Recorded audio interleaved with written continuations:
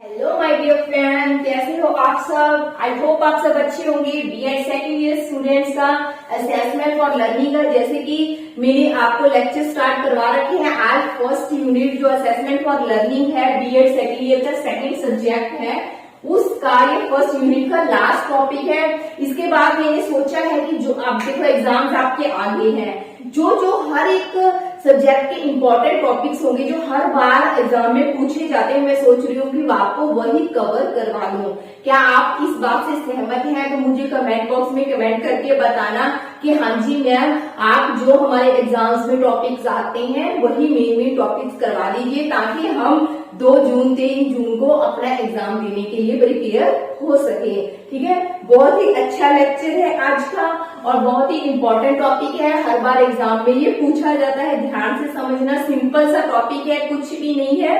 अगर एक बार समझ आ गया तो इजिली आप इस चीज को लिख सकते हो। देखो इतनी गर्मी में आप लोगों के लिए ही वीडियो बना रही हो बिना फैन के, क्योंकि फैन चलाऊंगी तो शोर सुनेगा और उसमें आपको जो मेरी आवाज है वो कन्वर्ट हो जाएगी, आपको समझ नहीं आएगा। तो थोड़ी सी भी अगर लगता है कि हाँ मैं मेहनत करती हूँ आप लोगों के लिए, तो वीडियो को लाइक और सब्सक्राइब जरूर कर लेना। बाकी क्योंकि इसी से मुझे मोटिवेशन मिलती है, आपके लाइक से, एक लाइक से और एक सब्सक्राइब से। चलो ज्यादा टाइम वेस्ट ना करते हुए let's start the topic. Teacher as a facilitator. Teacher एक अध्यापक है, उसका रोल क्या होता है कि फैसिलिटेटर। देखो एनसीईआरटी 2005 करवाया था मैंने आपको, नेशनल करिकुलम फ्रेमवर्क 2005। उसमें क्या कहा गया था कि टीचर को हम एज ए फैसिलिटेटर के रूप में ही रखना चाहिए। तो फैसिलिटेटर क्या होता है? सरल बनाने वाला। सबसे पहले मैं आपको फैसिलिटेटर के बारे में ही बताती हूँ। ये समझ आ गया, इट मीन्स आपको टॉपिक समझ आ गया। तो फैसिलिटेटर क्या होता है? जैसे फैसिलिटी हम कहते हैं ना, सहूलत, तो वही चीज है कि टीचर का रोल आज स्टडी में, आज क्लास में एज ए फैसिलिटेटर का ही होना चाहिए, सरल बनाने का ही होना चाहिए। टीचर को ये नहीं कि टॉपिक करवाना है, पढ़ाना है, बच्चों के ऊपर स्ट्रेस डालना है, बच्चों को सिलेबस कंप्लीट करवाना है, ऐसा कुछ नहीं। बस क्या है कि बच्चे जो है अपने आप ही क्वेश्चंस पुट अप करेंगे। बच्चे खुद ही क्वेश्चंस पुट अप करके उनको डिस्कवरी, उनकी खोज करेंगे। टीचर सिर्फ एज ए गाइड, ये वर्ड ध्यान रखना, टीचर एज ए गाइड सिर्फ उनका मार्गदर्शन करेगा कि हाँ बच्चों आपने जो ये क्वेश्चन पुट अप किया था या इसका आंसर दे रहे हो ये सही है या आप गलत दिशा में जा रहे हो, इसका आंसर ऐसे नहीं ऐसे होना चाहिए। तो वही है एनसीईआरटी, यानी टीचर का रोल क्या है कि बच्चों को ज्यादा से ज्यादा एनकरेज करना, जिज्ञासु बनाना, ताकि बच्चे और अधिक जानने की इच्छा पैदा हो, अपने आप चीजों की खोज करें, ढूंढे हर चीज को। टीचर सिर्फ उसको गाइड ही देगा, जैसे हम एज ए गाइड के रूप में ही टीचर का रोल होता है। Children make their own knowledge, तो बच्चे जो है अपनी नॉलेज खुद ही गेन करते हैं। स्टूडेंट्स आस्क क्वेश्चन, स्टूडेंट खुद ही क्वेश्चन पूछते हैं और डिस्कवर आंसर देंगे, तो अपने आप ही आंसर ढूंढकर उन क्वेश्चंस को डिस्कवरीज करते हैं, उन क्वेश्चंस का आंसर देखते हैं। टीचर क्या है? आंसर को जस्ट चेक करता है कि हाँ बच्चों ने जो क्वेश्चन का आंसर ढूंढा है वो ठीक है या गलत। अगर गलत है तो उसको गाइड देता है, मतलब गाइडेंस देता है। टीचर ओनली इंस्ट्रक्ट, सिर्फ इंस्ट्रक्ट करता है टीचर स्टूडेंट्स को। Okay, only instruct students and create environment, और क्लास का एनवायरमेंट इस तरह से क्रिएट करता है, इस तरह से एक्टिव, ताकि हर एक बच्चा एक्टिव पार्टिसिपेशन करे, पूरी एक्टिवनेस से हर एक बच्चा काम करे, चीजों को ढूंढे। एक ऐसा एनवायरमेंट क्रिएट करना, बच्चे जिज्ञासु हो, जिज्ञासुपन उनमें उत्पन्न करना। Teacher should not be king, ठीक है। जैसे पहले क्लास में क्या होता है कि टीचर किंग होता था, राजा। टीचर ने जो कह दिया बच्चों को वही करना पड़ता था, बच्चे को वही मानना पड़ता था। टीचर क्या था?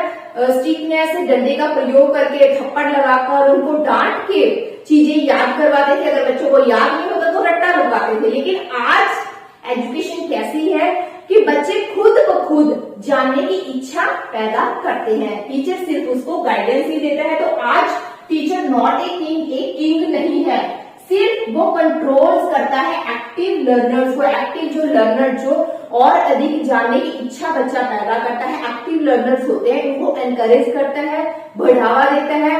क्लासरूम में हर एक बच्चे को एक्टिव बनाता है कि आपने ज्यादा से ज्यादा पार्टिसिपेशन करना है। बीइंग ए सक्सेसफुल टीचर, तो एक अच्छा फैसिलिटेटर वही होगा जो क्लासरूम को रचनात्मक तरीके से बनाए। कंस्ट्रक्टिविज्म, उसमें ऐसे एनवायरमेंट, ऐसे मतलब कि मॉडल का यूज करें, चार्ट का यूज करें, इंस्ट्रक्शन दे बच्चों को, ताकि बच्चे खुद ब खुद मोटिवेट होकर उन सब चीजों को सीखे। क्लासरूम में अपने आप ही डिसिप्लिन में रहे। टीचर ये नहीं कि डांट फटकार कर उनको भेजे या एक बच्चे पर ध्यान देकर उसका पार्टिसिपेशन करे, नहीं, सब बच्चों को इक्वलिटी ही देना। ओके, तो क्या है, कंस्ट्रक्ट क्लासेस वो गेन करता है where there mutual positive and active responsive learner. यहाँ पर हर एक बच्चा जो लर्नर है, लर्नर यानी कि जो स्टूडेंट है, हर एक लर्नर है वो पॉजिटिव रिस्पॉन्स देता है, एक्टिवनेस बच्चा देता है। ठीक है, तो टीचर एज ए फैसिलिटेटर का मतलब क्या है कि टीचर सिर्फ बच्चे का टॉपिक सरल बनाने के लिए ही क्या है, टीचर जो है सिर्फ बच्चे को गाइडेंस देता है, उनका मार्गदर्शन करता है। बच्चे खुद ब खुद चीजों को सीखते हैं खोज करके। Points to be a good facilitator, main मुख्य बिंदु क्या है एक अच्छे फैसिलिटेटर के? स्टूडेंट्स टू आस्क क्वेश्चन, तो बच्चों को ज्यादा से ज्यादा क्वेश्चनिंग पुटअप के लिए उत्साहित करना, ताकि वो और अधिक इंफॉर्मेशन ले सके। जितने बच्चे क्वेश्चनिंग पुटअप करेंगे उतनी वो डिस्कवरीज करेंगे, उन क्वेश्चंस के आंसर ढूंढेंगे, उतनी अधिक उनकी नॉलेज होगी। Teach students how to use classroom, तो टीचर क्या है सिर्फ बच्चों को गाइडेंस देता है कि आपने जो टीचिंग एड्स हैं, टीचिंग मटेरियल है, उनका यूज कैसे करना है। मान लो ग्लोब का टॉपिक है तो बच्चे को ग्लोब का टॉपिक बताने कि ग्लोब को सर्च करके लेकर आना, उसमें क्या क्या चीजें होती है। तो जो रियल में ग्लोब होता है वो कैसे यूज करना है टीचर सिर्फ वही बताएगा, बच्चे अपने आप ही यूज करके उस टॉपिक को कवर करेंगे। Give opportunities to handle classroom, हर एक बच्चे को अपॉर्चुनिटी दी जाती है कि अपने क्लासरूम को खुद ही हैंडल करे। ठीक है, टीचर का काम सिर्फ फैसिलिटेटर है, बस उनको गाइडेंस देना, बाकी क्लासरूम का हैंडल करना, क्वेश्चनिंग करना, क्वेश्चन के आंसर ढूंढना, वो सब बच्चों का एक्टिव लर्नर्स का ही काम होगा।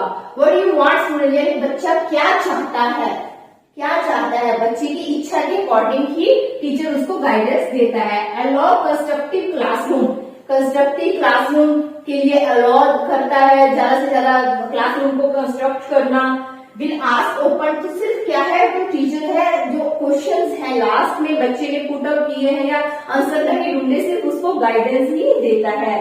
स्टूडेंट्स के आइडियाज की रिस्पेक्ट करता है। एक अच्छा फैसिलिटेटर कौन होता है कि जो स्टूडेंट्स के आइडियाज को रिस्पेक्ट करे। स्टूडेंट्स मान लो वो गलत भी बता रहा है स्टूडेंट, लेकिन ये नहीं कहना कि नहीं आप तो गलत हो, आपको आता जाता कुछ नहीं है, ऐसे ही लगे, ऐसा नहीं कहना। जो स्टूडेंट्स बताना चाहता है उन आइडियाज को लेकर एक टीचर एज ए फैसिलिटेटर के रूप में उस आइडियाज को बढ़ाए, उसको एनकरेज करे। तो ज्यादा से ज्यादा बच्चों की पार्टिसिपेशन करवानी, इंगेज करवाना स्टूडेंट्स का, उनसे ज्यादा से ज्यादा एक्सपेरिमेंट करवाने, प्रयोग करवाना। एक्टिव लर्नर जो मेथोडोलॉजी है उन सब चीजों का प्रयोग करके बच्चे को दिखाना। ठीक है, यानी बच्चे खुद ब खुद करते हैं, कहने का मतलब ये है टीचर कुछ नहीं करता, बस गाइडेंस देता है उसको।